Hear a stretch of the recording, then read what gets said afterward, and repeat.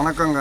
என்னமோ சொன்னீங்க 5 நாள் ஆளுநர் பார்த்து அலன்னு அலைஞ்சி கட்சியில் முதலமைச்சராக கூட உட்கார முடியல, எதிர்த்து நிற்க முடியல. நீங்கள் எப்படி அமித்ஷாவை எதிர்த்து நிற்பீங்க அப்படின்னு 5 நாள் அலைய விடலைங்கம்மா. அலைய விடாமல் ஆளுநரை கேரளாவுக்கு போக விடாமல் வீட்டில் உட்கார வச்சுருக்காரு. ஆட்சி அமைச்சு கொடுத்துட்டு நீ எங்கே இருந்தாலும் போகணும், அதிகாரத்தில் உட்கார வச்சுருக்காரு. அதே மாதிரி அந்த 5 நாளில் எந்தெந்த எச்சைங்க எந்தெந்த கட்சிக்கு மாறிஞ்சிங்க, எப்படி பதவிக்கு அலைஞ்சிச்சிங்கன்னா எங்களுக்கு எல்லாத்துக்கும் காட்டி கொடுத்துருக்காரு மக்களுக்கு.